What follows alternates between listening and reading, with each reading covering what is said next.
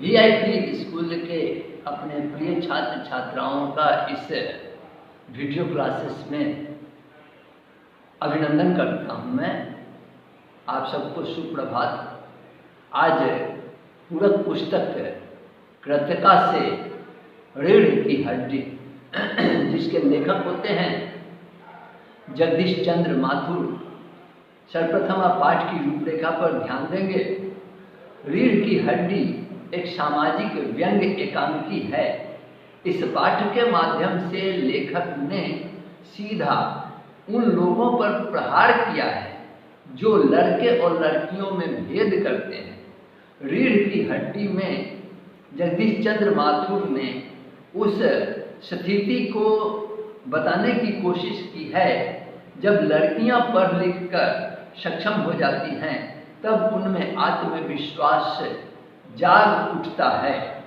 फिर भी समाज के कुछ दकियानूसी विचारों वाले लोग लड़कियों की इस सफलता से दुखी ही रहते हैं।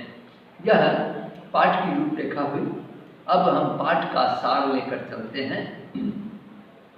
इस एकांकी में घर के मुखिया रामस्वरूप अपने घर को सजाते संवारते हैं क्योंकि आज उनकी बेटी उमा को देखने के लिए गोपाल प्रसाद अपने बेटे शंकर के साथ आ रहे हैं। रामस्वरूप अपने नौकर के साथ तख्त और उस पर बिछाई जाने वाली चादर ठीक करते हैं। नौकर कुछ ऊंचा सुनने के कारण धोबी को धोती सुन लेता है, जिसके कारण घर में हास्यास्पद माहौल उत्पन्न हो जाता है। उमा की माँ प्रेमा बताती हैं कि बेटी तो मुंह फुलाए पड़ी है और वह इसका सारा दोष पढ़ाई लिखाई पर डाल देती है। वह कहती है कि इससे तो अच्छा हमारा जमाना था जब लड़कियां कम पढ़ा लिखा करती थीं। प्रेमा बताती हैं कि उमा पाउडर तक नहीं लगाती है। इस पर रामस्वरूप कहते हैं कि वह बिना पाउडर के भी अच्छी दिखती है।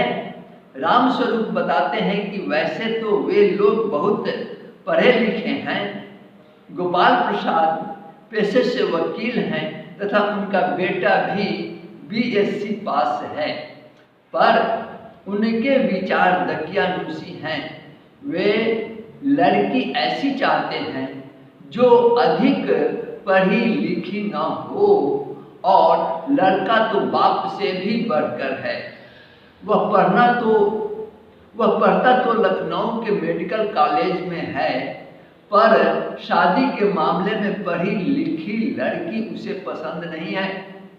रामस्वरूप अपनी पत्नी से कहते हैं कि अब किसी भी तरह से उसे तैयार करो क्योंकि लड़के वाले कभी भी आ सकते हैं। रामस्वरूप जानते हैं कि उमा को पढ़ाकर उन्होंने कोई गलती नहीं की, फिर भी लड़के वालों के सामने वे अपनी बेटी के बीए तक पढ़े होने की बात नहीं बता सकते। लड़के वालों का मानना है कि लड़की को अधिक पढ़ा लिखा नहीं होना चाहिए क्योंकि बाद में उसे घर गृहस्थी ही चलानी पड़ती है। इस प्रकार रामस्वरूप विवशता के कारण अपनी बेटी के पढ़े लिखे होने की बात लड़के वालों से छिपाते हैं। नौकर बताता है कि बाहर अतिथि आए हैं। वे जल्दी से हारमोनियम ठीक जगह रख देते हैं और नौकर को मक्खन लाने के लिए बाजार भेज देते हैं। रामस्वरूप ने लड़के वालों का बढ़ चढ़ कर स्वागत किया। फिर बातों का सिलसिला शुरू हुआ। इसी बीच नाश्ता परोसा जाता है। गोपाल प्रसाद अपने जमाने की पढ़ाई की बात भी कहते हैं कि उस जमाने में मैट्रिक पढ़ा हुआ जो अंग्रेजी लिखता था उसकी तुलना आज का MA की डिग्री लेने वाला भी नहीं कर सकता। अब गोपाल प्रसाद लड़की के बारे में बात करते हैं कि लड़की का सुंदर होना आवश्यक है। फिर वे रामस्वरूप से पूछते हैं कि उनकी लड़की अधिक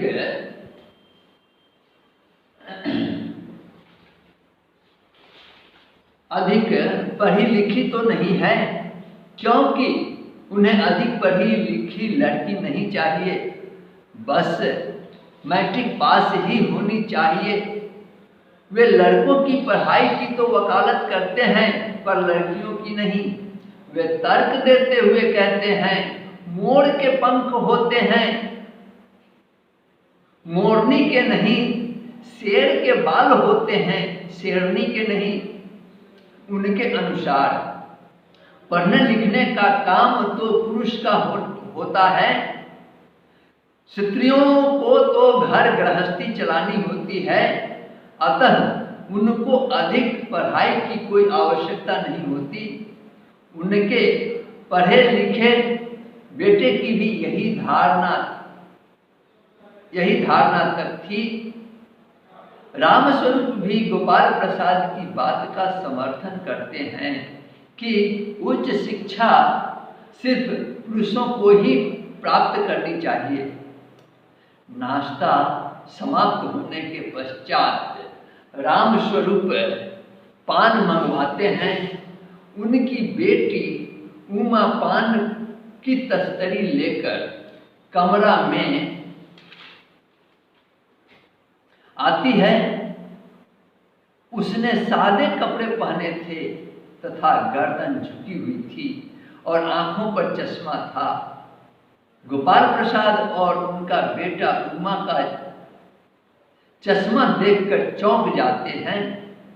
रामस्वरूप बहाना बनाते हैं कि पिछले महीने इसकी आंखें दुखनी आ गई थी, सो कुछ दिन के लिए चश्मा लगाना पड़ रहा है।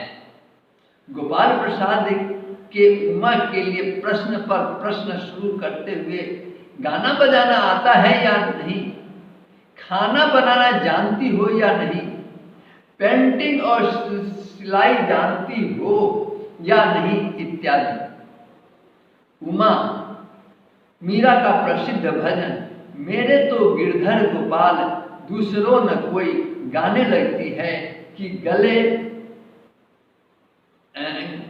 गाते गाते उसकी नजर शंकर से मिल जाती है। अब गोपाल प्रसाद फिर पूछते हैं कि कुछ इनाम भी जीते हैं क्या? वह चुप रहती है। रामस्वरूप तो कहते हैं कि बेटी जवाब दो, तो वह फूट पड़ती है। क्या जवाब दूं बाबूजी? जब मेज कुर्सी की बिक्री होती है तब दुकान मेज कुर्सी से नहीं पूछता, सिर्फ खरीदार को दिखा देता है। पसंद आ गई तो अच्छा, वरना वह आगे कहती है, इन महाशय से पूछिए कि क्या लड़कियों का दिल नहीं होता, क्या उनको चोट नहीं लगती? तब गोपाल प्रसाद झल्ला उठते हैं। उमा गोपाल प्रसाद से कहती है, जरा अपने साहबजादे से पूछिए कि फरवरी में ये लड़कियों के हॉस्टल के इर्द गिर्द क्यों घूम रहे थे और वहां से कैसे भगाए गए। वह शंकर के करतूत के विषय में बताती है कि शंकर कॉलेज में लड़कियों के हॉस्टल के आसपास घूमते हुए और लड़कियों से छेड़खानी करते हुए पकड़ा गया था। तब उसने नौकरानी के पैरों में गिरकर माफी मांगी थी और भाग निकला था। उसकी वहां पिटाई भी हुई थी।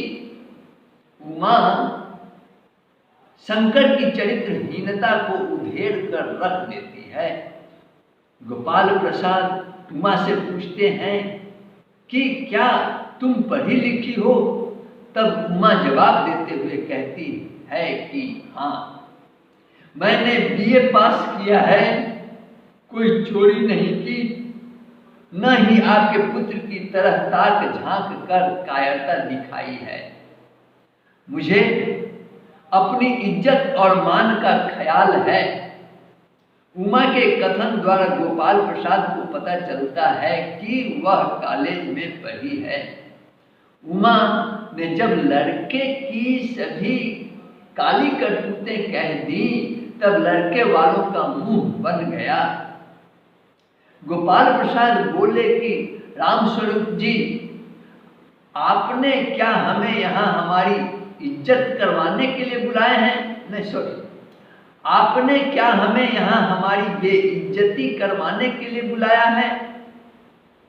गोपाल प्रसाद स्वयं को अपमानित किए जाने की बात कहते हैं और वहां से जाने का उपक्रम करते हैं तो उमा यह कहकर उन्हें और चिढ़ा देती है, घर जाकर यह पता लगाइएगा कि आपके लाडले बेटे के रीढ़ की हड्डी है भी या नहीं, यानी बैकबोन। गोपाल प्रसाद और शंकर लौट जाते हैं। तभी रतन मक्खन लेकर लौटता है और पर्दा गिरता है। यह आपका हुआ पाठ का सार।